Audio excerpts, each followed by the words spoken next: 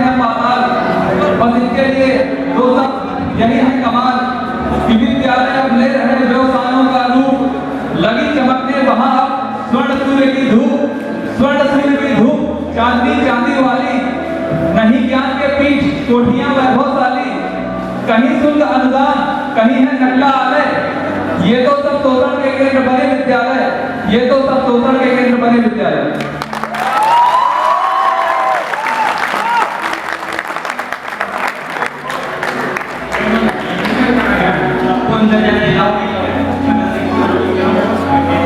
हम 4 किलोमीटर दूर से आए हैं।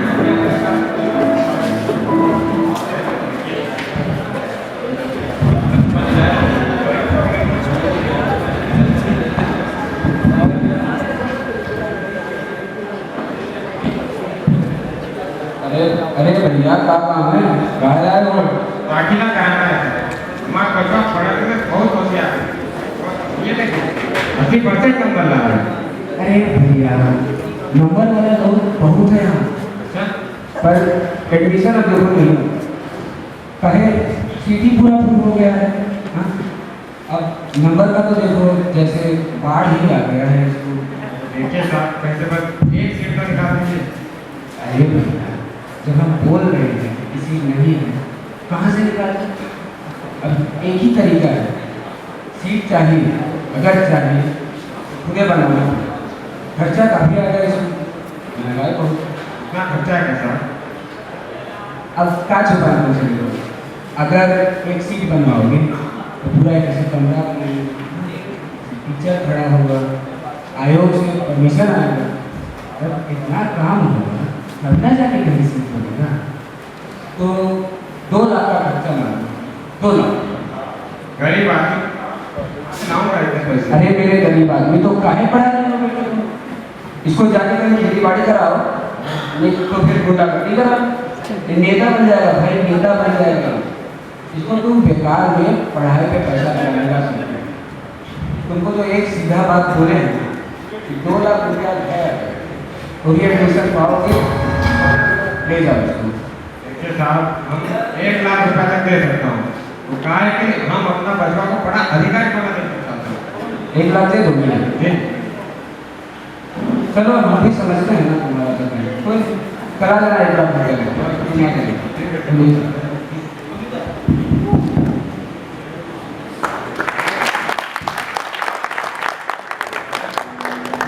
बच्चे को पढ़ाने को लक्ष्य करके एक किसान बेच देता अपने 2 बीघा खेत, पढ़ेगा बच्चा शान से चाहे जो भी हो अनुदान, तभी तो अधिकारी बनेगा जब हो शिक्षा का ज्ञान। हम तो थे किसान, हमारी थी मजबूरी, बनेगा वो अधिकारी जब होगी शिक्षा पूरी। अपने पिता के ध्यान को राम खिलावन, अपने पिता के त्याग को राम खिलावन ध्यान, पढ़ता रहा लगाकर मन, आ गए इम्तहान। कोई भी ऐसा विषय न था जिसमें उसकी व्यक्ति हो छीड़, पढ़ कर वह बन गया सबसे छात्र प्रवीण, पढ़ कर वह बन गया सबसे छात्र प्रवीण। आइए आपको मिलाते हैं रंगमंच के एक चरित्र से, जिसको सुन के हो जाएंगे आप बेकाबू। नाम है उनका, सुनो, गुड्डू बाबू।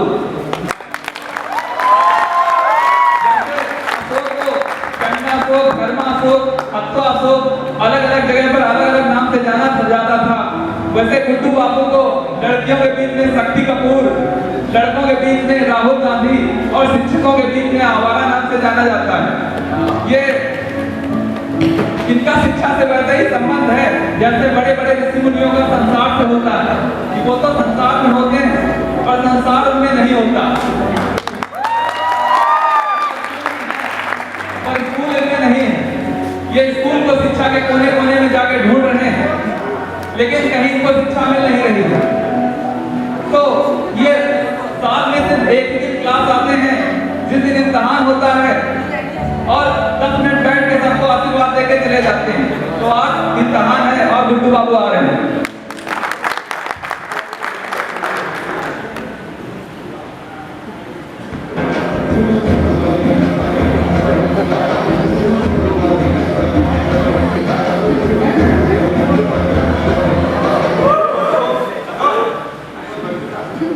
अरे रुको रुको रुको, कहाँ चले आ रहे हो भाई? पहले तो कभी देखा नहीं तुम्हें ना। अपना पहचान पत्र दिखाओ जरा। हमको नहीं पहचाने? नहीं। अरे हम भारत के भावी भविष्य हैं, विश्वविद्यालय के महामंत्री हैं आप। क्लास तो कभी आए नहीं, फिर हम कैसे मान ले कि तुम यहाँ के स्टूडेंट हो? पहचान पत्र दिखाओ मुझे अपना।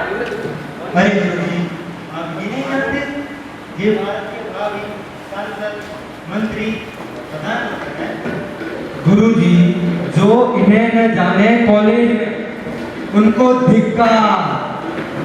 भारत का होगा बंटाधार।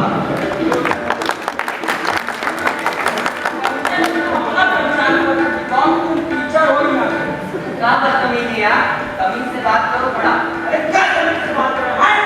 जब हम आपका देख के पहचान जाते हैं टीचर हो, तब तुम्हारा मुझे क्या पहचानते हो? स्टूडेंट हो जाके ठीक है, बड़ी सुना करो। एग्जाम चल रहा है, कोई पुस्तक कौन सी लेकर जा रहे हो तुम? हाँ? पता नहीं तुम्हें? नकल करना मना है। बड़ी कौन सी पुस्तक है भैया तुम्हारी? तो जेबी जासूस का नॉवेल है। ठीक है अपना।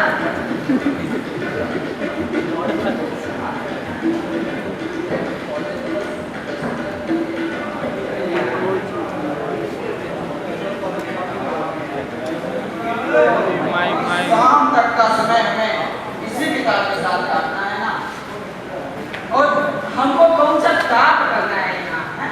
अरे हमें तो इस विश्वविद्यालय की सेवा करनी है। अरे गुड्डू भैया, ये पेन तो ले जाओ, दस्तखत किसे करोगे? अरे दूसरे का कलम इस्तेमाल करना मना है। अपना पेन इस्तेमाल कीजिए। और ये कैसा पेन है भैया तुम्हारा? ये कैसा पेन है? इसमें तो रिफिल ही नहीं है। ये कैसा पेन है?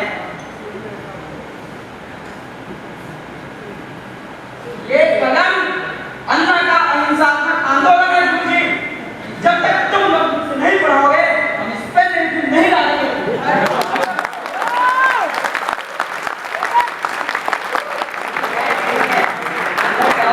अपना बैग चपरासी के पास जमा कर दो। जाओ करो। हाँ ले जाओ। बैग तो बड़ा भारी है गुरुजी। बोलो जरा इसे।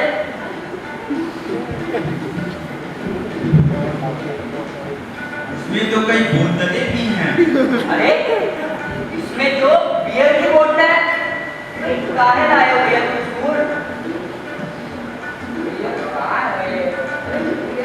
ये जो तरस, अंगूर का रस और कई तरह के दूसरे फल फूलों का रस भी तो है। बड़ी बड़ी कंपनियां हमें देती हैं ताकि हम पी करोड़े जब मस्ती में चपरासी तलाशी लो जरा इनकी। देखे तो सही अपने साथ ही क्या क्या लाए हैं हमारे महिला बाबू।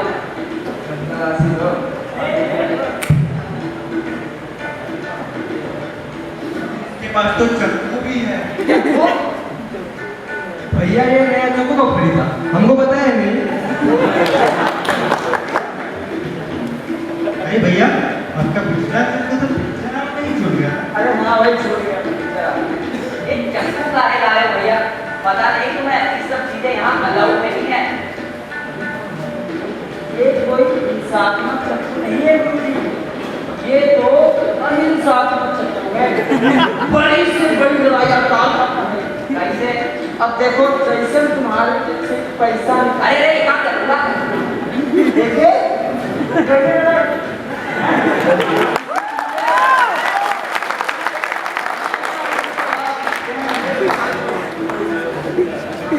तुम्हारा कुछ नहीं होगा।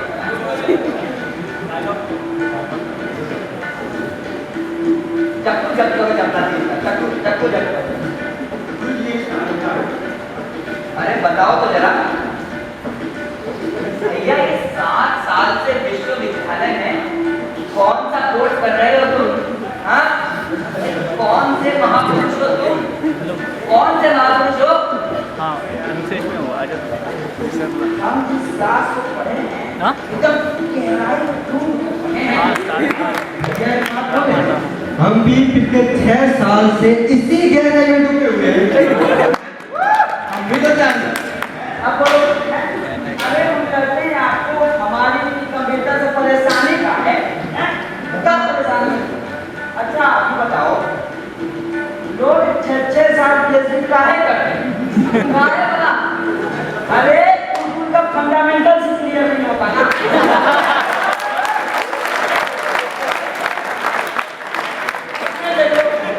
पूरे सारे फंडामेंटल्स यहीं पर क्लियर करेंगे ताकि एक इंसान निकाला है।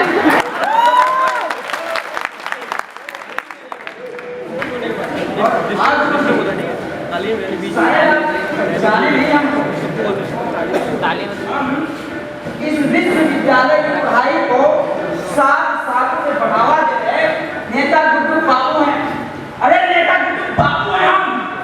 अच्छा, तो अब पहचाने वही गुड्डू बाबू जो शिक्षिका को लव लेटर लिखवा रहे थे, वही ना? यार शिक्षिका भी कहाँ से आ गई? अरे इसे लोग नौकरी के लिए फॉर्म भरते हैं, हम शिक्षिका जी के लिए भरते हैं।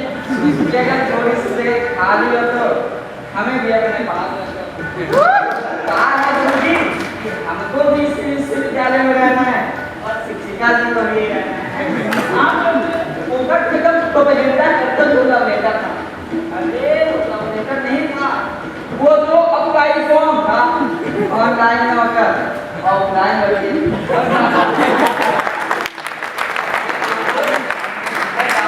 परीक्षा दो, आते साल विश्वविद्यालय की सेवा करो, जाओ तुम सेवा करो। अरे नाम क्या कर रहा है? तुम काहे परेशान हो जा रहे हैं? अरे हम जाते हैं पढ़ने की, करोगे क्या? नहीं क्या करोगे? अबे रुको भैया, एक बात बोले, ये मास्टर जी तो बड़े होशियार निकले, इन्होंने तो पर्चा ही बदल दिया। जो कल रात हम उनकी ऑफिस चुराए थे ना, वो बदल दी। पर्चा बदल दिए? ये बदल दी।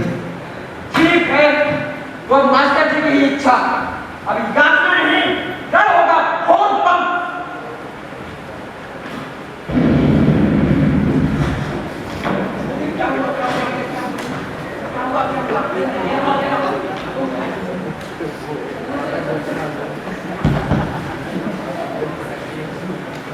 हेलो, बम फूटा, बेचारा राम खिलावन खतरे में पड़ गया उसका जीवन। आया था पढ़ने, था उसका नेक इरादा, था बच्चा भोला भाला सीधा साधा। इधर हुआ जब बच्चे की हालत का संज्ञान, अस्पताल भाग कर पहुंचा तुरंत किसान। डॉक्टर बोला मरीज को देखेंगे ऐसे, जब अस्पताल में पहुंचाओगे तुम पूरे पैसे। छोड़ो अब यहीं पर रोकते हैं किसान के बच्चे की गाथा। आइए आपको नए रंगमंच के नए चरित्र से मिलवाता, कि गाते हैं जिनकी बचपन से कथाएं बालक, नाम है उनका सुनो सांसद प्रजापालक। नारी शिक्षा नारी आधुनिकरण में ना हो देरी, इसलिए 7 नारियों को बनाया तक पर्सनल सेक्रेटरी। क्षेत्र के हर एक शराब खाने में जाकर पीते हैं शराब, इससे मत समझिए कि उनका चरित्र है खराब। वो चेक करते हैं कि कहीं क्वालिटी में ना हो आना कानी, ठेकेदार ने कहीं शराब में ना मिला दिया हो पानी। राजनीति में युवाओं को लाने का है उनका नेक विचार, ढूंढ रहे हैं इसलिए युवा बालक सुकुमार। ढूंढते ढूंढते जब हो गए वो बेकाबू, तब जाकर कहीं मिले उनको अपने पुत्र गुड्डू बाबू, तब जाकर उनको कहीं मिले अपने पुत्र गुड्डू बाबू।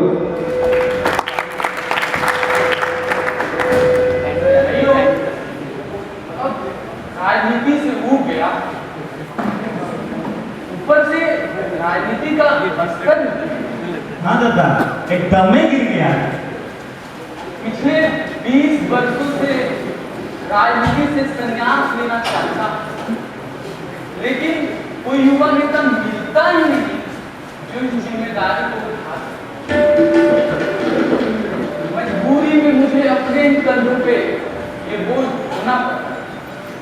लेकिन अब आप लोगों के सामने एक युवा नेता तैयार हो चुका है, हमारे पुत्र गुड्डू बाबू। दादा आप चिंता बिल्कुल न करो, गुड्डू बाबू में प्रधानमंत्री बनने के सारे गुण हैं। इन्हें कौन नहीं जानता कॉलेज में? स्टूडेंट से लेकर प्रोफेसर तक सारे आशीर्वाद देते हैं। भाइयों, आप लोगों का सहयोग तो बना ही, वो तो है। पर अपने युवा नेता का परिचय कराने हम लोग अपने क्षेत्र चलते। दादा की जय, गुड्डू बाबू की जय।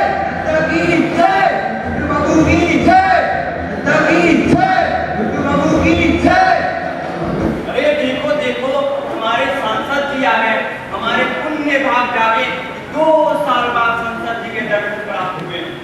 प्रणाम दादा। अरे आपको जनता और हम आपके सेवक, आप जवाब दोगे तो खाली हो जाएंगे। दत्ता ए भाई, आप लोग खड़े क्यों? बैठ जाओ, बैठ जाओ।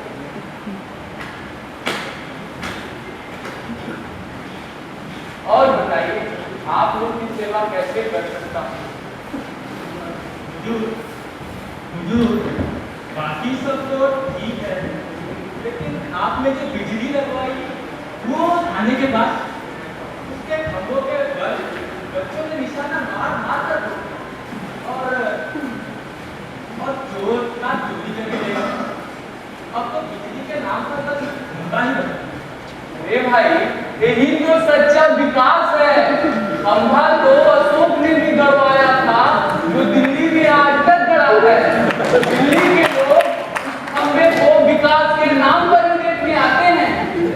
सरकार, आपने जो नाली खुदवाई थी वो तो ईंट मोहन सीमेंट के साथ बह गई। अब तो वहाँ नाली के नाम पर कुछ अवशेष नहीं बचा।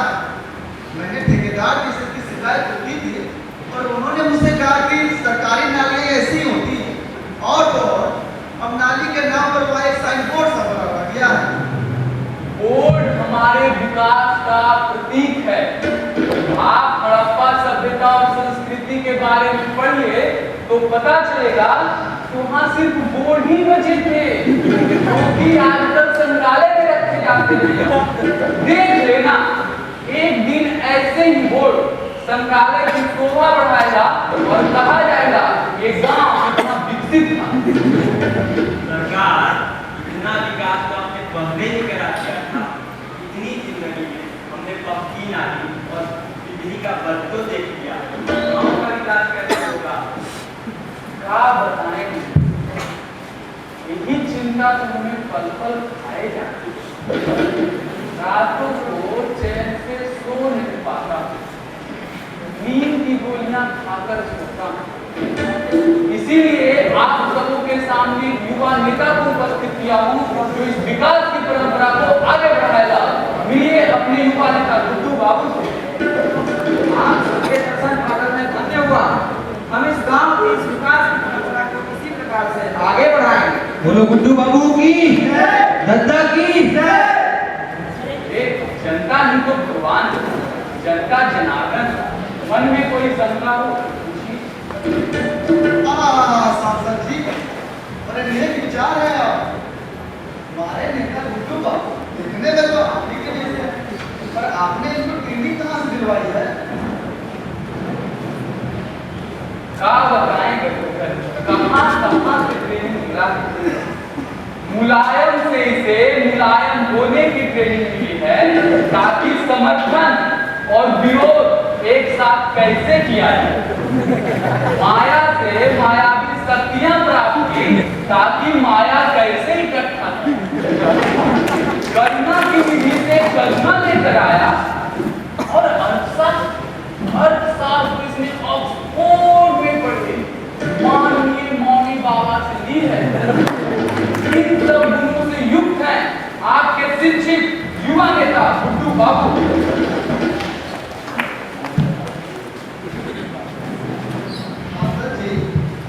आपके इन बातों से तो मुझे पूरा विश्वास हो गया है कि नेता गुड्डू बाबू हमारे गांव में विकास की गंगा को लेकर आने वाले भगीरथ हैं। बोलो गुड्डू बाबू की जय, दत्ता की जय, बाबू की जय, दत्ता की जय, गुड्डू बाबू की जय, दत्ता की जय। मदद कीजिए दत्ता, मदद कीजिए, बचा लीजिए दत्ता हमारा। भाई काम हुआ। दत्ता, हमारा बच्चा अस्पताल में भर्ती है दत्ता, बचा लीजिए। अच्छा, मुख्य बीमार है। दत्ता, ठीक है, ये तो हमारे पुत्र संभाल लेंगे।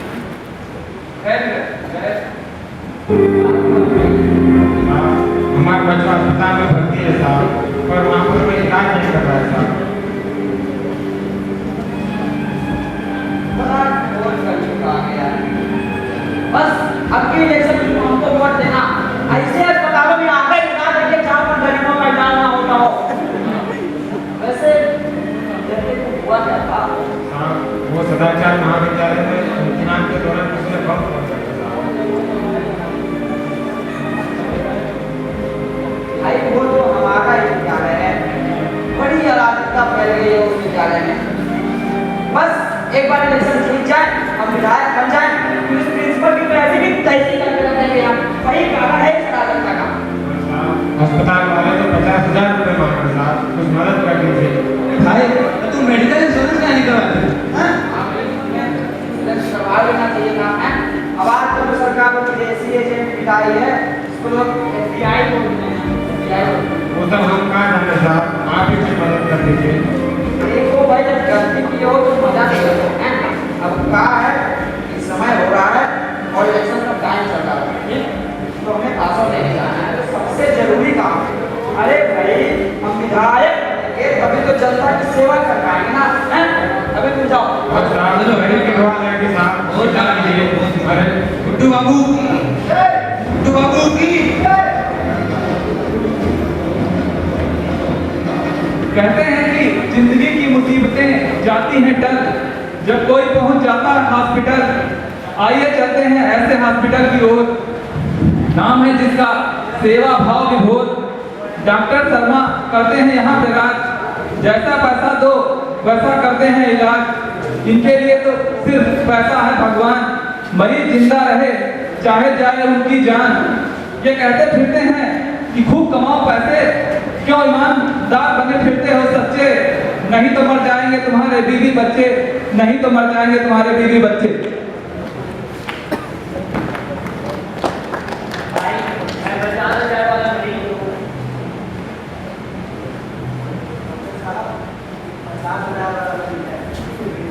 अरे ऐसे मरीजों को सीधे अंदर क्यों और बाकी सबको बाहर है।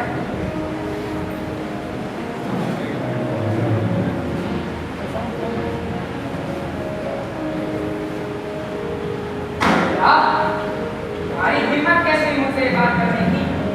अरे लड़कियां देवी होती हैं, देवी समाज की माताएं होती हैं, और तुम मुझे कहते हो कि मैं उन्हें गर्भ में ही मारूं?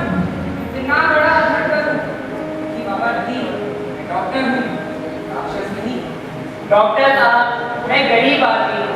आर्थिक मंदी और निरंतर बढ़ती महंगाई के कारण मेरा कारोबार भी अच्छा नहीं चल रहा है।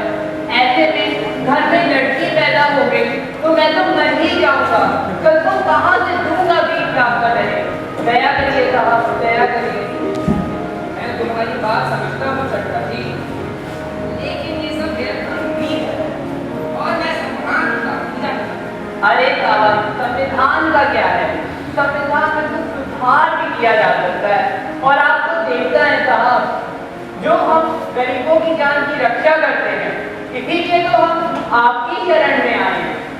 20 लाख रुपए देने से बेहतर है हम 1 लाख आज आपको ही अर्पित कर दें।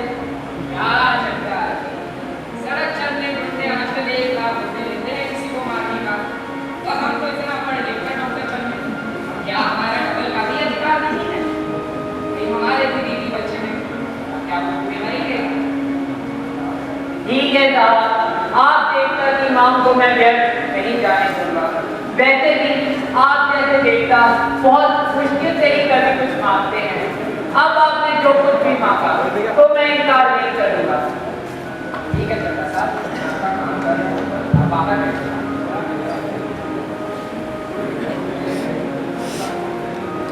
अरे डॉक्टर साहब इलाज कर दीजिए। डॉक्टर साहब हमारा बचवा बचा लीजिए। पैसा लाए हो? हाँ, पैसा तो नहीं मिला, गरीब की दुआ लेंगे साहब, बचा लीजिए। जाओ फिर अपने बच्चे को जवाब दीजिए। आप हमारे पास का है वो। साहब बाद में कर दूंगा साहब, पहले इलाज कर दीजिए। ये कोई बनिए का दुकान नहीं है कहाँ आप खाना होता है। भाई इतना पढ़ लिख कर डॉक्टर बने हैं, ये जवानी की काम हमें करनी है। जाओ यहाँ से, जाओ जाओ, पता नहीं कहाँ से चलेगा।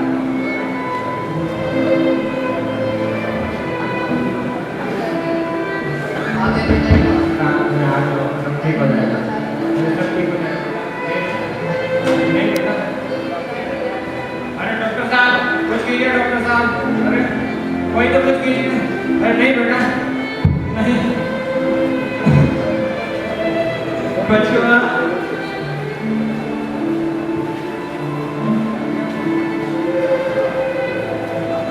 और राम खिलावन मारा गया। गौर फरमाइएगा, मरा नहीं, मारा गया। और उसके साथ मारी गई अन्नदाता की सारी उम्मीदें, सारे सपने, जिसे वो गांव से लेकर आया था शहर की ओर। ये अन्नदाता के आंसू जो हैं बेकार नहीं जाएंगे, क्यों? किसी ने कहा है एक कतरा आंसू का हुकूमत के लिए खतरा है, एक कतरा आंसू का हुकूमत के लिए खतरा है। तुमने देखा नहीं है आंसू का समुद्र।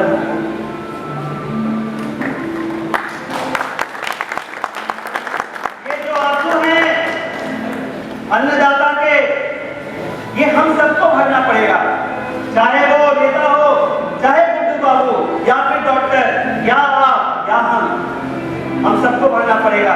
क्योंकि इस अन्नदाता की पसीने की एक एक बूंद हमारे रगों में लहू की एक एक बूंद बन के बहती है। मैं अपने नाटक को मुन्नावर राणा के इन शब्दों के साथ खत्म करना चाहूंगा। हर एक चेहरे याद हैं इसको, हर एक चेहरे याद हैं इसको।